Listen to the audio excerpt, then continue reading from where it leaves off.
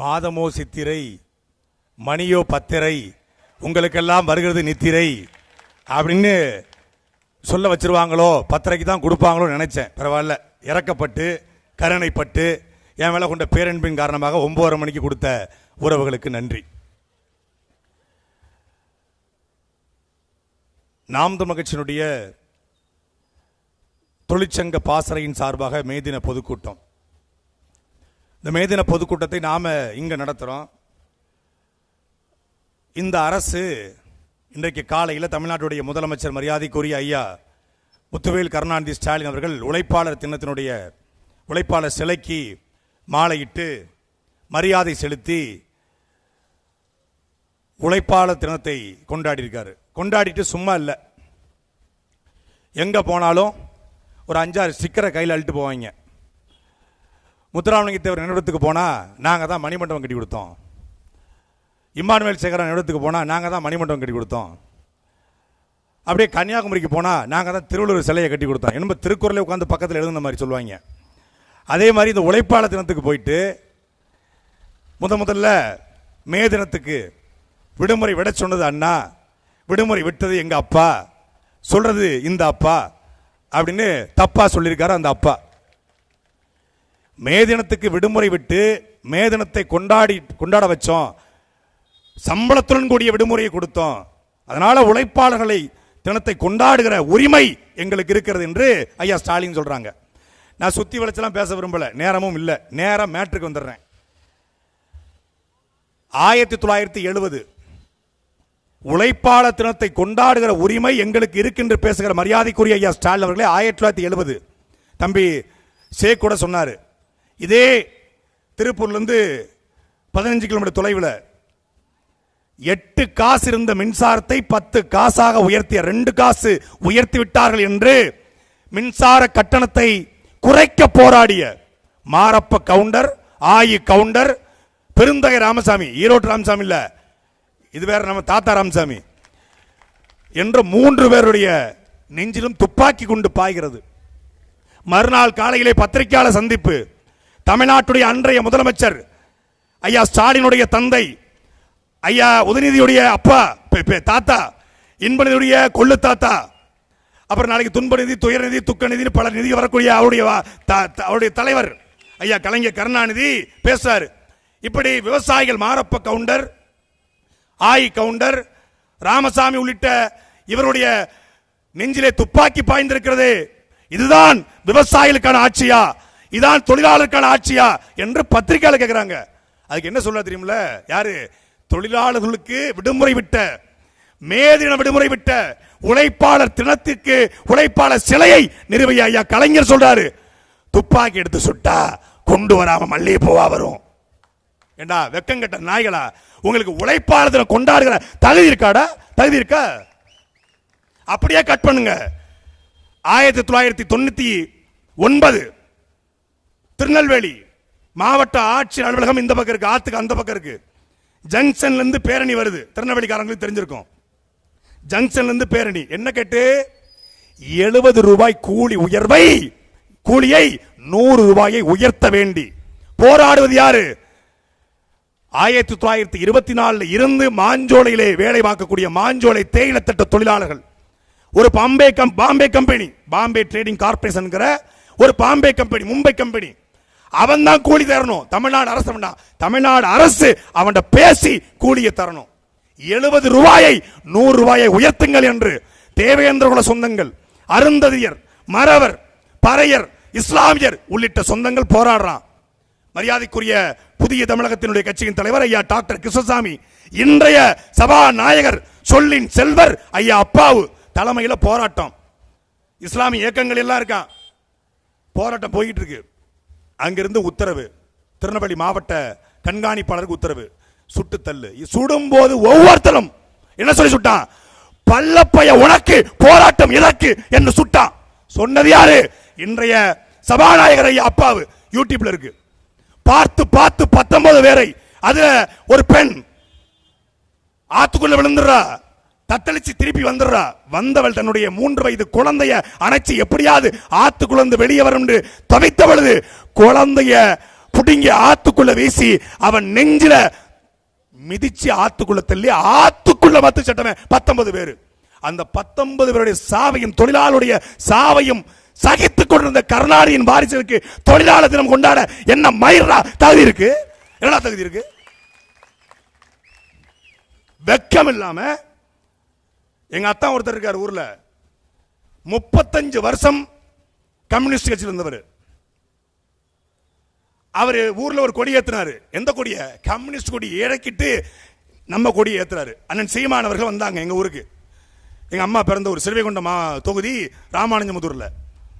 அப்போ கொடி ஏத்தும் போது அவர் சொல்றாரு, நான் கம்யூனிஸ்ட்ல 35 வருஷம் இருந்தேன், இப்போ உங்ககிட்ட வந்துட்டேன் அப்படின்னு ஆர்வத்தோட சொன்னாரு. அப்ப அண்ணன் கேட்டாரு, ஏன் வந்தீங்க? அன்னைக்கு கார்பரேட்டா இருந்தாங்க, இன்னைக்கு கார்பரேட்டா மாறிட்டாங்க, அதனால வந்துட்டேன்னாரு.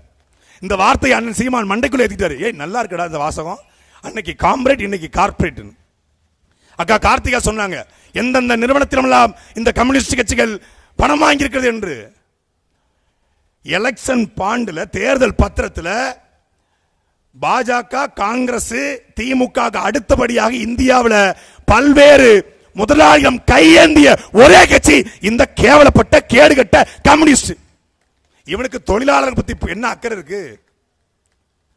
1970 99 மட்டும் இல்ல, இப்போ சமீபத்தில் ஸ்ரீபெரும்புதூர்ல சாம்சங் தொழிலாளர்கள் போராட்டம். என்ன அதே போல சங்கம் வைப்பதற்காக சாம்சங் தொழிலாளர்கள் ஒரு அணியாக மாறி சங்கம் அமைக்கின்ற சொல்றான்.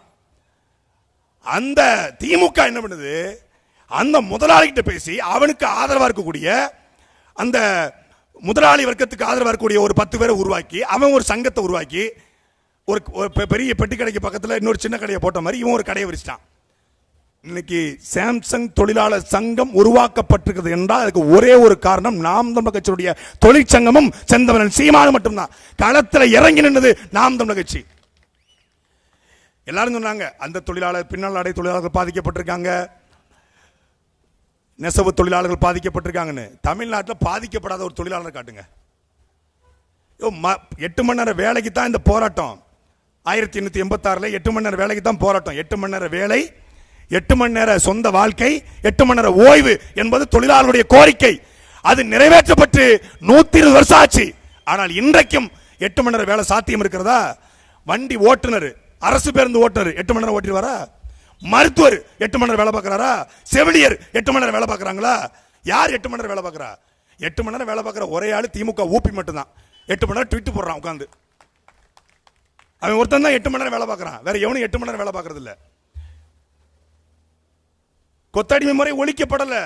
இன்னைக்கும் அங்கங்க சொல்றான் கொத்தடிமை முறைகள் மீட்டெடு கொண்டு வந்திருக்கோம். ஆனா 1920 இந்தியாவில் கொத்தடிமை முறை ஒழிக்கப்பட்டுச்சு. ஆனா அவன் தான் சொல்றான்ல, தம்பி எனக்கு முன்னாடி தம்பி சொன்னாரு, நாங்க கருணாநிதி குடும்பம் தவிர எங்களுக்கு எதுவுமே சரிப்பட்டு வராது, எங்களுக்கு அந்த குடும்பம் தான் சரிப்பட்டு வரும், எங்களை நீங்க அடிமன்னு சொல்லுங்க, கொத்தடிமன்னு சொல்லுங்க. அது இவ்வளவு பெரிய மீசையை வச்சுட்டு சொல்றாங்க. செருப்பு இருக்கு பாருங்க, பேட்டா செருப்பு மாதிரி மீசையை வச்சுக்கிட்டு எங்களை கொத்தடிமன்னு சொல்லுங்க.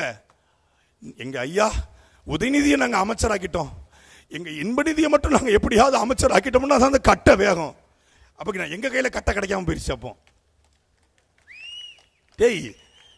அடிமையாக வாழ்வதை சுகமாக ஒரு சமூகம் கொண்டாடுது. அடிமை, நான் அடிமை, நான் கருணாநிதி குடும்பத்தின் அடிமை.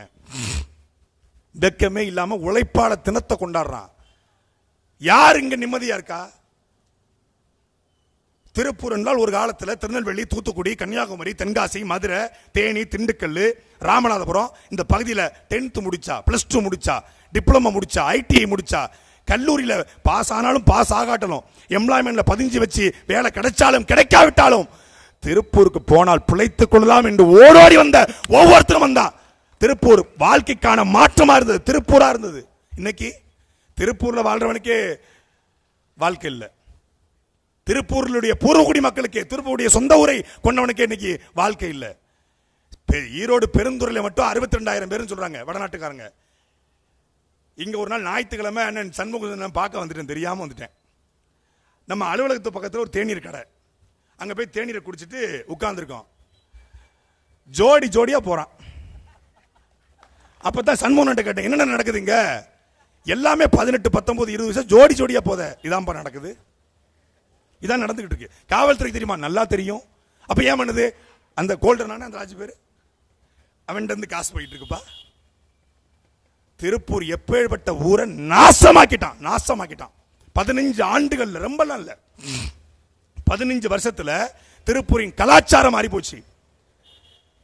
முன்னாடி திருப்பூர்ல சுத்தி அந்த பிளாட்ஃபார்ம் கடையில நம்மால் கடை போட்டிருந்தான். இன்னைக்கு போனா உண்மையிலே திருப்பூரா இல்ல மாப்பி ஊப்பி காப்பியா இல்ல அயோத்திகள் எதுவும் பூந்துட்டோமா, சண்டிகர்கள் எதுவும் உள்ள வந்துட்டோமா அப்படின்னு நமக்கு தோணுது. பூரா வந்து செம்பட்ட தலை பான்றாக்கு அப்படின்னு துப்பிக்கிட்டு இருக்கான், முடிச்சுட்டான்.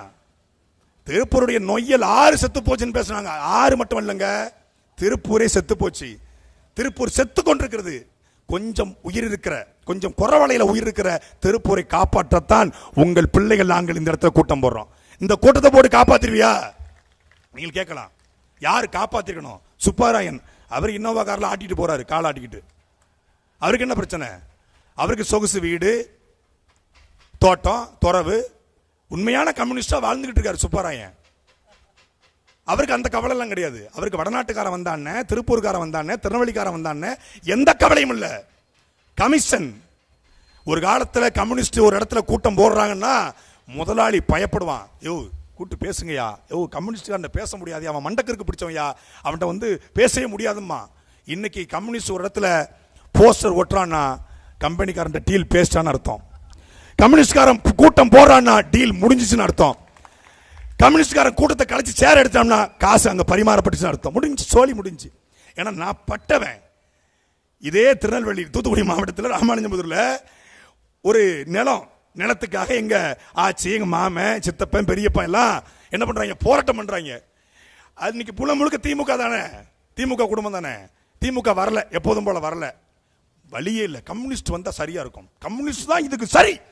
முதலாளியுடைய குறவழியை கடிச்சிருவாங்க கம்யூனிஸ்ட் போனாங்க. போனது 20 ஏக்கருக்கு. 20 ஏக்கருக்கு பிரச்சனை. ஒரு முதலாளி கூடயும் எங்க குடும்பத்தோடையும் போய் சிறுவைகுண்டத்தில் ஆர்ப்பாட்டம். நானா சின்ன பிள்ளை, 8வது படிச்சுட்டு இருக்கேன், பார்த்துட்டே இருக்கேன் டவுசரை போட்டுக்கிட்டு. அப்படி நடக்குது போராட்டம். 2.5 வருஷமா நடக்குது. எக்ஸல் சூப்பர்ல வந்து அந்த கம்யூனிஸ்ட் கட்சியினுடைய ஒன்றிய செயலாளர் சத்தியமா சொல்றேன், டாடா சுமால போனாருங்க 2 வருஷத்துல. 2 வருஷத்துல போனா. டிவிஎஸ் 50 வச்சிருந்த எங்க மாமன் சைக்கிளுக்கு மாறினா. புரிஞ்சிச்சுல? கம்யூனிஸ்டுடைய தியாக மனப்பான்மை புரிஞ்சிருக்குமே. ஏன்னா பொய் சொல்லல, ரெக்கார்டு பத்திரிகை செய்தி வந்திருக்கு. எங்க ஆட்சி கிணத்துக்குள்ள வந்து தற்கொலை பண்ண போய் காப்பாத்தி அப்புறம் கம்யூனிஸ்டுகள் வந்து காப்பாத்தின பண்ணாங்க. இது ஒரு எக்ஸாம்பிள், எடுத்துக்காட்டு. திருப்பூருக்கும் அத நிலைமை, ஈரோட்டுக்கும் அத நிலைமை, கோயம்புத்தூர்லயும் அத நிலைமை. கம்யூனிஸ்டுகள் செத்து போயிட்டான். அவன் உண்மையா கம்யூனிஸ்ட் உயிரோட இருந்திருப்பான்னா கேரளாவிலிருந்து நாயை கொண்டு விடுகிற, கேரளாவிலிருந்து குப்பையை கொட்டுகிற கேரளா முதலமைச்சர் பார்த்து, ஏன் மண்ணடா இது, எப்பரா நீ நாயை விடுவ, எப்பரா நீ குப்பையை கொட்டுவ, எப்பரா மருத்துவ கழிவை போடுவன்னு ஒரு கம்யூனிஸ்ட், ஒரு சிவப்பு குடி பிடிச்ச ஒரு மான தமிழன் ஒருத்தன் கேட்கலையே. காம்ரேட் பினராயி விஜயன் நாயை கொண்டு விடுறாரு, தெருநாய. இங்க ஏற்கனவே தெருநாய் அதிகமா இருக்கு. நான் திமுக காரங்க சொல்லல, பொதுவா சொல்றேன், தெருநாய் தமிழ்நாட்டில் அதிகம். ஏன்னா தமிழ்நாடு அரசு தெருநாய்களை கட்டுப்படுத்த 4000 கோடி ரூபாய் ஒதுக்கி இருக்கு.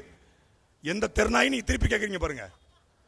தெருநாய்ங்க நிறைய தொல்லை தாங்க முடியல. தெருநாய்கள் இன்னைக்கு எல்லா துறையிலும் இருக்கு, காவல்துறையில கூட இருக்கு. அதான் ஐ மீன் மோப்ப நாய்கள். திருச்சியில ஒரு மோப்ப நாய் இருக்கு, அருமையான நாய். சென்னையில் ஒரு மோப்ப நாய் இருக்கு, அருமையான நாய்.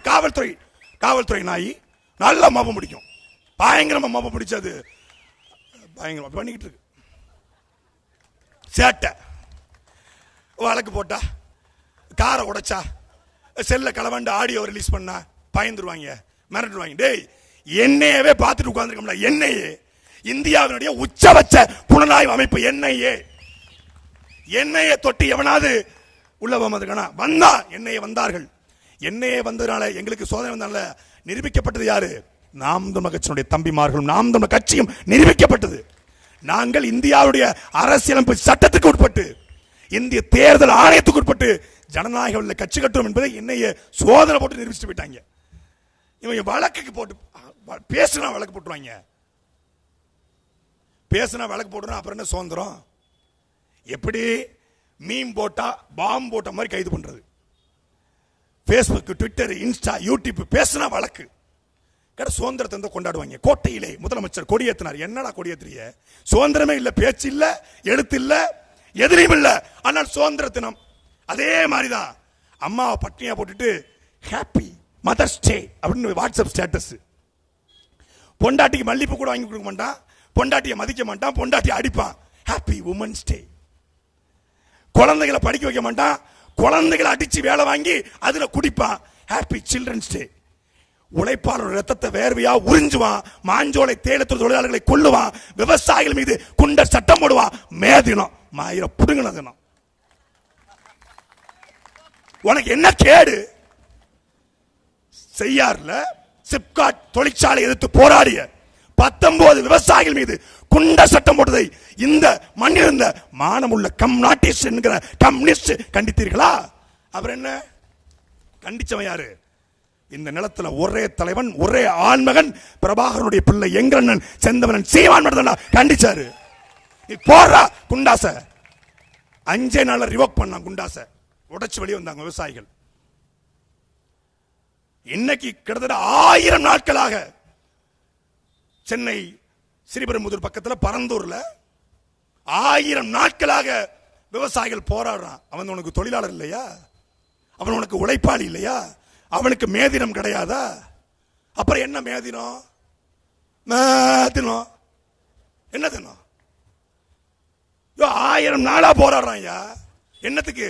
என்னுடைய கோவில், என்னுடைய பள்ளிவாசல், என்னுடைய வழிபாட்டு தலம் 1000 ஆண்டுகளாக என் தாத்தனும் பூட்டனும் பாட்டனும் வாழ்ந்த நிலத்தை ஏரோட்டும் நிலத்தில் ஏரோப்ளேன் ஓட்ட விடமாட்டோம் என்று போராடுகிற அவனுக்கு ஒரு அடிப்படை குரல் கொடுக்காம மத்திய அரசு விமான நிலையம் தான் கட்ட சொல்லுது. அது பரந்தூர்ல கட்ட சொல்லல, அது மத்திய அரசே சொல்லுது. நிர்மலா மாமியே சொல்றாங்க, நாங்க விமான நிலையம் தான் கட்டோம், ஏர் பரந்தூரை கேட்கல. பரந்தூர் தான் வேணும், பரந்தூரை தான் தருவோம், பரந்தூரை எடுத்துக்கோங்க. ஏன் இவன் ஏன் பரந்தூர்ல இவர் குறியா இருக்குன்னு பார்த்தா, பக்கத்தில் ஒரு 3000 ஏக்கர் சொந்தக்காரன் லேண்டு. யாருக்கு? அப்பாவுக்கு. எங்க அப்பாவுக்கு இல்ல, நம்ம அப்பாவுக்கு. அதனால இந்த 2000 ஏக்கரை 3000 ஏக்கரை போனி பண்ணணும்னா இந்த 5000 ஏக்கரை பரந்தூர் கொடுக்கணும். இவங்க மேதின வாழ்த்து. நான் கூட இன்னைக்கு சத்தியமா அன்புத்திரன் மேல அண்ணன் மேல சத்தியமா சொல்றேன், சோப்பு சட்டை போட்டு நினைச்சேன். சிகப்பு சட்டை எனக்கு ரொம்ப பிடிக்கும், எடுத்து வர வச்சிருந்தேன். உண்மையிலே சூட்கேஸ்ல வச்சிருக்கேன் சிகப்பு சட்டை. வரும்போது ஒரு வீடியோ பார்த்தேன். இதுக்கப்புறம் சிகப்பு சட்டையை நான் செருப்பால் அடி பண்ண போட்டோம்னு மாதிரி ஆயிடுச்சு எனக்கு. என்ன நானே அடிச்சு கொண்டா. ஏன்னா காலையில அப்பா போட்டார்ல, அப்பா போட்டதுக்கு நம்ம போட்டா ரொம்ப தப்பா போயிருங்கிறதுக்காக அப்பா மேல இருக்கிற மரியாதையில சிவப்பு சட்டை வேணாம். ஆனா வடிவேல் சொல்வார்ல, நாய் வேஷம் போட்டா குறைக்கணும், யானை வேஷம் போட்டா பிச்சை எடுக்கணும். ஏன்னா யானைக்கு எவ்வளவு பெரிய குவாலிட்டிஸா இருக்கு. பிச்சைக்கார பையில யானைன்னா உனக்கு பிச்சை தான் யாவத்துக்கு வருமாங்கிற மாதிரி விவசாயிகள் போராட்டமா ஒரு பச்சை துண்டை போட்டுருவாங்க. திடீர்னு பார்த்தா நீட் தேர்வு ரத்தா ஒரு கருப்பு சட்டையை போட்டுருவாங்க. மே தினமா சிவப்பு சட்டையை போடுவாங்க. பெண்கள் தினம்னா எப்படி பிங்க்ல போடுவீங்க ஐயா, லிப்ஸ்டிக் பேருந்து பிங்க்ல. நல்ல வேலை பெண்கள் தினம் கொண்டாடுறதுல போல இருக்கு, பிங்க்ல போடுவாங்க சட்டை. சட்டையில இந்த மாரி செல்வராஜ், ரஞ்சித், நம்ம அண்ணன் இருக்காங்கல்ல, நம்ம அண்ணன் வெற்றி மாறன் குறியீடுமாங்க. இயக்குனர் டச்சு குறியீடு. ஒரு தண்ணி சொட்டிக்கிட்டே இருக்கும் அப்படின்னு என்ன அர்த்தம்? அங்க ஒரு கொலை விழ போகுது, ஏன்னா தண்ணி சொட்டுதான், ரத்தம் சொட்ட போதான், அது குறியீடான், இயக்குனர் குறியீடான். அது மாதிரி இவரு மே தினமா சிகப்பு சட்டை போடணும், விவசாயில ஒரு பச்சை துண்டை போடணும். என்ன நடிப்புடா எப்பா! இப்ப புதுசு புதுசா நடிகர்ல இறக்குறாங்க. KKSS, இது KKSSR, KN நேரு, ஏவாவேலு, இவங்கெல்லாம் பேசலாம் நம்ப மாட்டாங்க. பொன்முடி, செந்தில் பாலாஜி சுத்தமா நம்ப மாட்டாங்க. அப்புறம் யாரை வச்சு பேச வைக்கலாம்? பிரசன்னா ராஜீவ்காந்தியை வச்சு காரி துப்பிட்டு போயிருவாங்க நல்லாச்சுன்னு சொல்றதுக்கு. அப்ப என்ன பண்ணுவோம்? யோகி பாபா கூப்பிடுவோம், வடிவேலை கூப்பிடுவோம், தம்பிராமையாவை கூப்பிடுவோம். அப்புறம் சன்னி லியோனை கூட கூப்பிட்டு பேசுங்கடா. சன்னி லியோனை கூப்பிட்டு இறங்கிட்டாங்க. இன்னும் ஒரு வருஷம் பாருங்க, இந்தியா முழுமைக்கு எல்லா நடிகரும் வந்து பேசுவாங்க. Stalin G Mere Jaat hey, this ஆட்சிக்கு வெரி குட் போத் ஹே மாங்க. ஐயா ஸ்டாலின் போல வருமா? அவரை மாதிரி உழைக்க முடியுமா? என்னடா உழைக்கிறீங்க? எனக்கு ஒரு புரியவே இல்லை. அண்ணன் கூட சொன்னாங்க, ஸ்டாலின் என்றால் உழைப்பு உழைப்பு உழைப்பு என்று கருணாநிதி சொன்னார். இப்பொழுது அவர் உயிரோடு இருந்திருந்தால் நெஞ்சை நிமிர்த்தி சொல்லி இருப்பார், ஸ்டாலின் என்றால் சாதனை சாதனை சாதனை. எனக்கு மைண்ட் வாய்ஸ், அவர் உயிரோடு இருந்தா நீ முதலமைச்சர் ஆயிருக்க மாட்டேல. அவர் உயிரோடு இருந்தா இவரு சாதனை சாதனை. என்ன சாதனை கேட்டா 5 லட்சம் கோடி 5 லட்சம் கோடி வெளிநாட்டிலிருந்து முதலீடு இந்தியாவுக்குள்ள வந்திருக்கான். நம்ம தெரியாம கேட்போம், திருப்பூர்ல தமிழர்கள் வாழ்ற ஊர்ல கேட்போம். இங்கிருந்து மரியாதைக்குரிய ஐயா ஸ்டாலின் அவர்கள் அமெரிக்கா போனாங்க முதலீட்டை இருக்க, அரபு நாடுகளுக்கு போனாங்க, சிங்கப்பூருக்கு போனாங்க, ஐரோப்பிய நாடுகளுக்கு போனாங்க. நான் கேட்கிறேன், திருப்பூர்ல முதலாளியே இல்லையா? திருப்பூருக்கு ஏன் ஒரு முறை கூட வரல? திருப்பூர்ல இல்லாத முதலாளி உங்களுக்கு அரபு நாட்டிலையும் அமெரிக்காவிலையும் சிங்கப்பூர்ல இருக்காங்களா? திருப்பூர் முதலாளிட்ட கூப்பிட்டு உனக்கு என்னையா பிரச்சனை? அந்நிய செலாவணியாக நீ இவ்வளவு ஈட்டி கொடுக்குற, உனக்கு என்ன பிரச்சனை? நூல் விலை அதிகமாயிருச்சா? இங்க இருக்கக்கூடிய வேலை வாய்ப்புக்கு ஆள் இல்லையா? என்னைக்காவது ஒரு நாள் திருப்பூர்ல, கோயம்புத்தூர்ல, ஈரோட்ல ஒரு நாள் ஐயா பேசியிருப்பாரா? பேச மாட்டாங்க. ஏன்னா இந்த முதலாளிகளை மொத்தமா அழிச்சு முடிக்கிறதா அவங்களுடைய வேலையே. அதான் சீமான் ரொம்ப சிம்பிளா சொல்லுவாங்க, முதலமைச்சர் என்பவர் தமிழ்நாட்டுடைய புரோக்கர், பிரதமர் என்பவர் ஆல் இந்தியா புரோக்கர். அவ்வளவுதான். புரோக்கர்கள், தரகர்கள். தரகருக்கும் புரோக்கருக்கும் ஓட்ட போட்டுட்டு நூல் விலை ஏறி போச்சு, நூலே கிடைக்கல, குஜராத்ல இருந்து வருது, குஜராத் முதலாளி உள்ள வந்துட்டான், வடநாட்டுக்காரன் உள்ள வந்துட்டான். உள்ள கொண்டு வரதே அவன் தான். உன்னைய அடிமையாக்கிட்டான், கூலி அடிமையாக்கிட்டான், கொத்தடிமையாக்கிட்டான், உழைப்புல இருந்து வெளியேற்றிட்டான். கேட்ட தமிழர்கள் உழைக்க தெரியல, தமிழர்கள் சோம்பேறி ஆயிட்டான், தமிழர்கள் சரக்குக்கு மயங்கிட்டான், போதைக்கு மயங்கிட்டான். மணி வேற 9:45 ஆயிருச்சு. எனக்கு இல்ல, பல பேர் 9:30 மணிக்கு மேல நிக்க மாட்டாங்க கூட்டத்தில். இன்னைக்கு லீவா? ஓ, அதனால தானா? அப்ப சரி, அப்ப சரி. கடை மட்டும் லீவா இருக்கும், பக்கத்து பூக்கடையில் பெட்டி கடையில் அது ஓடிக்கிட்டு இருக்கும். உழைப்பிலிருந்து வெளியேற்றி ஒவ்வொருத்தரையும் குடிகாரனாக இந்த அரசு மாத்திருக்கு, குடி நோயாளியா மாத்திருக்கு. ஒரு அரசு, அந்த அரசு நடத்துகிற கட்சியினுடைய கட்சி கூட்டத்தில் வெளிப்படையா பீர் பாட்டில் தூக்கி வச்சுட்டாங்க. வெளிப்படையா உன்னுடைய குவார்டர் கோழி பிரியாணி, இப்ப சோறு பீர். கேட்டா ஏன் வெயிலுக்கு எதமா நாங்க கூலிங் பீர் கொடுக்க கூடாதா? அது கூட ஒரு கழக ஆட்சியில ஒரு கழக உறுப்பினருக்கு, கழக ஊப்பிக்கு ஒரு பீர் குடிக்க உரிமை இல்லையான்றான். கடையை திறந்து வைக்கிறான், அவன் பீர் குடிக்க தான் செய்வான், அவன் கோட்டை அடிக்க தான் செய்வான். ஏன்னா மாத்திட்டான். ஒரு சமூகத்தை குடி சமூகமாக, குற்ற சமூகமாக மாத்திர எல்லா வேலையும் ஈடுபட்டாச்சு. இதை சொன்னா தமிழ்நாடு அரசினுடைய உண்மை சரிபார்க்கும் குழு, நான் ஈரோடு கூட்டத்தில் பேசுறதுக்கு சரிபார்த்து போடுறான். நான் என்ன சொன்னா, கடந்த 2021 2024 வரைக்கும் 22,000 விபத்துகள் நடந்திருக்கு. அந்த விபத்துகள்ல பெரும்பான்மையாக மது குடித்து நடந்தால் ஏற்பட்ட விபத்துகள் என்று மத்திய அமைச்சர் சொல்லியிருக்காரு அப்படின்னு சொல்றேன். இல்ல, அதுல பாத்தீங்கன்னா 1532 பேர் தான் மதுனால செத்துருக்காங்க. மீதி இருக்கக்கூடியவங்க மது குடிச்சிட்டு ஆக்சிடென்ட் ஆகி உயிர் பொழைச்சிட்டாங்க. எப்படி செத்தது 1532, உயிர் பிழைச்சது 4000. உயிர் பிழைச்சு கை போனவன், கால் போனவன், அதுவும் நடப்பணம் தானே.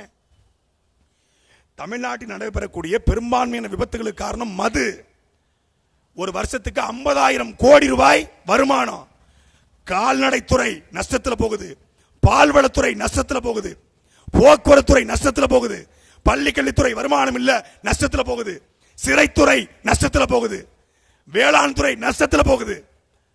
லாபத்தில் ஓடுற ஒரே துறை இந்த டாஸ்மாக் மட்டும்தான். அந்த டாஸ்மாக்ல மட்டும்தான் இந்த அரசாங்கம் பாஸ்மாக் வாங்குது. அந்த டாஸ்மாக் ஊழியர்கள் 10,000 ரூபாயிலிருந்து சம்பளத்தை உயர்த்தி கேட்டு பல வருஷமா போராடுறான். 2003 இருந்து இன்றைக்கு வரைக்கும் சம்பள உயர்வு இல்லை. காலையில 12 மணிக்கு கடையை துறக்கணும்னா 8 மணிக்கு வீட்டுல இருந்து கிளம்பணும். ஒரு நாளைக்கு 12 மணி நேரம் 14 மணி நேரம் வேலை பார்க்கிறோம். எங்களுக்கு ஜாப் செக்யூரிட்டி இல்ல. அங்க கடையிலிருந்து சரக்கு வித்துட்டு வீட்டுக்கு வரும்பொழுது வழிபறி நடக்குது, கத்தி குத்து நடக்குது, கடைக்குள்ள பாட்டில் உடைச்சிட்டு குத்துறான், பீர் பாட்டில் மண்டையில உடைக்கிறான், கூலிங் இல்லைன்னு அடிக்கிறான் என்று கதறான். அந்த டாஸ்மாக் தொழிலாளர்களுக்காகவும் தமிழ்நாட்டில் போராடிய ஒரே கட்சி நாம் தமிழர் கட்சியும் நாம் தமிழர் கட்சியுடைய தொழிற்சங்கம் தான். நீ நம்ம கொடுத்த கோரிக்கையின் அடிப்படையில் அண்ணன் அன்பு தென்னரசன் அவர்கள், அண்ணன் சுரேஷ்குமார் அவர்கள் தலைமையில் சென்னையில் போராட்டம் நானும் கலந்து கொண்டேன். கொடுத்த அழுத்தத்தின் அடிப்படையில் இப்போ சொல்லியிருக்காங்க, டாஸ்மாக் தொழிலாளர்களுக்கு சம்பள உயர்வு கொடுப்போம். எப்போன்னு தெரியல, கொடுப்போம்னு சொல்லியிருக்காங்க. கடையில் நின்று வெரிகோஸ் பெயின் வந்துருச்சு. நமக்கு மது ஒழிப்பு தான் நம் கொள்கை, பூரண மது விலக்கு தான் நம் கொள்கை. ஆனாலும் இன்னைக்கு வேலை பார்க்கிற அவனுக்கான அடிப்படை உரிமையை, அந்த உரிமையை மீட்பது நாம் தமிழர் கட்சியுடைய தொழிற்சங்கத்துடைய முதன்மை பணி. எங்களுக்கு மது விலக்கு கட்டாயம், ஆனா வேலை பார்க்கிறவன் எங்காலா இருக்கிறான். இப்படி எந்த துறையிலும் எந்த தொழிலாளியும் நிம்மதி இல்லாத ஒரு ஆட்சி இந்த திமுக ஆட்சி. அதை வீட்டுக்கு அனுப்பக்கூடிய காலம் விரைவில் வந்து கொண்டிருக்கிறது. ஐயா ஸ்டாலின் சொல்றாங்க, தூத்துக்குடி அதிமுக ஆட்சி ஒரு துப்புக்கட்ட ஆட்சி, அதுக்கு தூத்துக்குடியே சாட்சி, அது ஒரு சனியம் பிடிச்ச ஆட்சி, அதுக்கு சாத்தாங்குளமே சாட்சி அப்படின்னு ஐயா ஸ்டாலின் சட்டசபையில் பேசுறாங்க. அது துப்புக்கட்ட ஆட்சி, அதுக்கு தூத்துக்குடியே சாட்சின்னா இது வெக்கங்கட்ட ஆட்சி, அதுக்கு வேங்கி வயலே சாட்சி. இது ஒரு அநீதியான அக்கிரமமான அயோக்கியத்தனமான ஆட்சி, அதுக்கு அண்ணா யூனிவர்சிட்டியே சாட்சி. இந்த கேடுகட்ட கேவலப்பட்ட அயோக்கியத்தனமான இந்த ஆட்சியை முடிவுக்கு கொண்டு வர இன்னும் இருக்கிற நாட்கள் வெறும் 360 நாட்கள் மட்டும்தான். இன்னும் 360 நாட்கள்ல இந்த ஆட்சி முடிவுக்கு வரப்போகிறது. ஒட்டுமொத்தமான திமுக அதில் பாதாளத்திலே போக போகிறது. திமுகவிலிருந்து வந்த கடைசி முதலமைச்சராக முதலமைச்சர் ஸ்டாலின் இருக்க போகிறார்.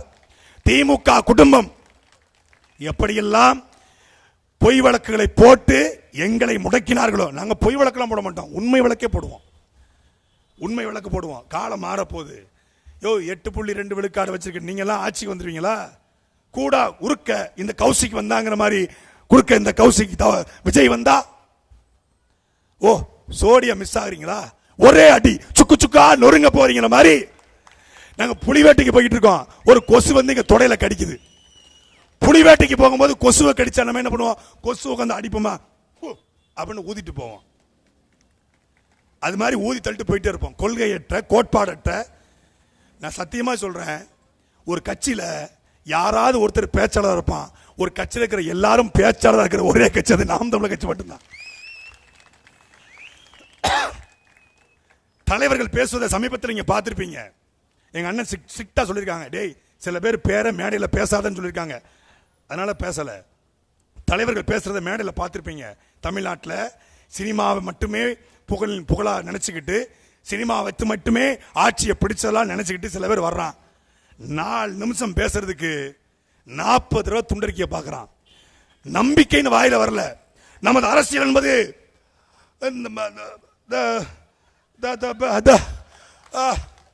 இதுக்கு ஐஎஸ். நம்ம நிறைய பேர் எங்க திமுக காரங்க நம்ம சொந்தக்காரங்க இருக்காங்க. என்ன தெரியுமா சொல்லுவாங்க? என்னதான் இருந்தாலும் கலைஞர் நல்ல மனுஷன்யா, ஸ்டாலின் மாதிரி கிடையாது. கலைஞர் அவர் ஒரு ஸ்ட்ரெயிட் ஃபார்வர்ட். நீ சொல்றது கலைஞருக்கு என்ன தெரியுமா சொன்னாங்க?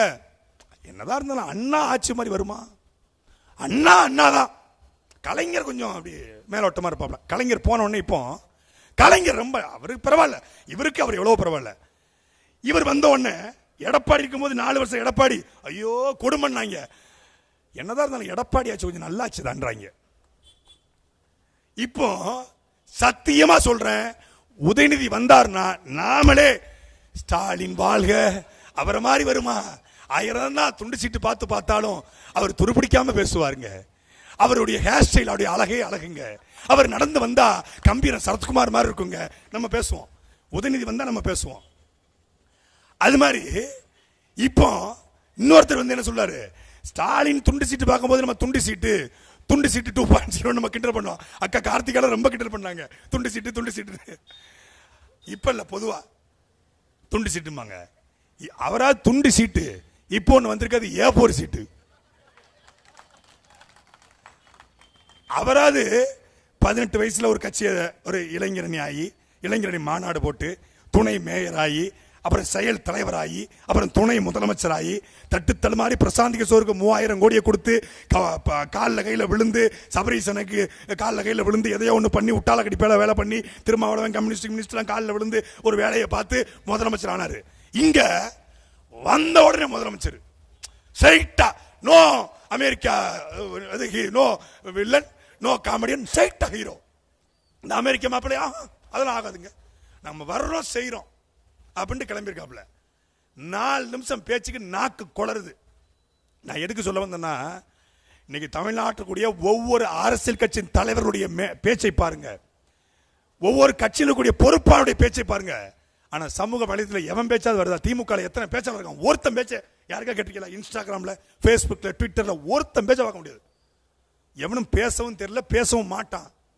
அதிமுக செத்துருச்சு. 2 இலை அப்படி இருந்துச்சு, அதை ஆடு தின்னுகிட்டு இருந்துச்சு, தண்டு மட்டும் இருந்துச்சு. தண்டுல இலை முளைக்குன்னு பார்த்தா தண்டுல தாமரை முளைச்சிருக்கு. 2 இலைய தின்னுச்சு தண்டுல என்னடா இலை, இது என்னடா, ஓ இது தாமரை இலைய போய் அப்படின்னு இப்பதான் தெரியுது. அது சோழியை முடிச்சிருச்சு. தாமரை வளர்ந்த குளம் உங்களுக்கு தெரியும்ல?